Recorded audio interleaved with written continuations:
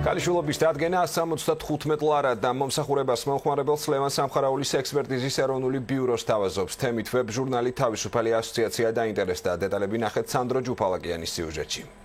ამბულატორიული შემოწმება ხდება ამ ოთახში, რომლისთვისაც ჩვენ ვიყენებთ ცხელზე დაზიანებების აღმოჩენის მიზნით ჩრდილო ნატურას, რომელიც არის უახლესი ტექნიკა დღესდღეობით.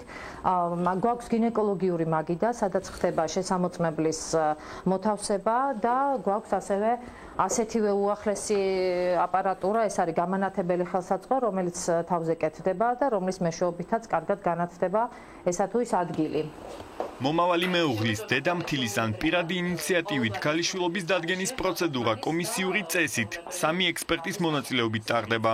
ლევან სამხარაულის სახელობის ექსპერტიზის ეროვნულ ბიუროს შესაბამისი თხოვნით საკმაოდ ხშირად მიმართავენ. 350 ლარად პასუხის მიღება დაჩქარებული წესითაც შეიძლება. შემოწმებათა ძირითადი ნაწილი ჰეპი-ენდით სრულდება, ანუ ექსპერტები განცხადებელთა უბიწოებაში რწმუნდებიან. ყოფილა შემთხვევები, რომ შეიძლება მეუღლეც მოყვეს ამ შემთხვევაში, შეიძლება დედასთან ერთად მოვიდეს ნათესავებთან, დედამთილიც მოჰყოლია ხშირ შემთხვევაში და ეს არის ესეთი ჩვეულებრივად მოყვებიან ხოლმე ამ დროს და ბევრ შემთხვევაში ძალიან გახარებულები მიდიან იმდენად რამდენადაც გაიგებენ სიმართლეს და ანუ ის სიმართლე იმ შემთხვევაში თუ მათთვის მისაღებია, ბედნიერი მიდიან აქედან. ექსპერტიზა იმასაც დაადგენს, თუ ყოფილმა ქალიშვილებმა ива კუზანოვის კლინიკას მიმართეს. ამის მიუხედავად საქალწულე აპკის აღდგენის პროცედურა კვლავ მოთხოვნადია. წინა თქვათ, როცა იყო საბჭოთა კავშირი, ხო? როცა ეჭვი იყო ან რაღაცა სასამართლოში გადიოდა საკითხი, აი მაშინ მიმართნენ, აძლევდნენ მიმართვას გინეკოლოგთან და გინეკოლოგი აძლევდა ეგეთ, ან სულ ექსპერტიზა.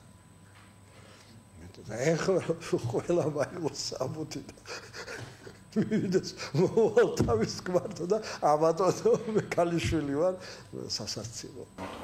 ტესტის ჩატარება ქალისთვის შეუღაწმყოფელია, აცხადებს ქალთა რეაბილიტაციის ასოციაციის ხელმძღვანელი. ამასთან მანანა აბულაძე ამბობს, რომ ამგვარი პრაქტიკა არასრულწლოვნებში შესაბამისი განათლების დაბალ დონეზე მიუთითებს. ურთიერთობაზე უნდა იყოს ყველაფერი აგებული, ხო? ქალი, რომელიც მიიღეს მამაკაცისგან წინადადებას, რომ მისი ცოლი გახდეს. რა თქმა უნდა, მანაც ყველაფერი უნდა უთხრას გულწრფელად და გულახდილად, თუ ყავდა მეგობარი, თუ ქონდა რაიმე კონტაქტი ან რაღაცა. თუ არა და ნუ ამის შემოწმება წაყვანა და ის ძალიან შეურაცხყოფელია ნამდვილად. თემაზე საუბრისგან თავს იკავებს, ნაწილი კი პროცედურას ნეგატიურად აფასებს. ინდივიდუალური ყველა ადამიანი თავის შეხედულება აქვს, რა. ჩემთვის პირად ეხლა მე ჩემი შეყვარება და არ წავიყვან ექსპერტიზაზე. რომ შემომთავაზოს? არა, უარსია ტყინამდე. იმიტომ რომ არ ვიცი, თუ მენდობა, რა, თუ მეუღლია და მთელი ცხოვრება უნდა გავატარო იმასთან, უნდა მენდობოდეს აქედან გამომდინარე და ესეთი რაღაცა ჩემი აზრით ამაზე რზენია უბრალოდ.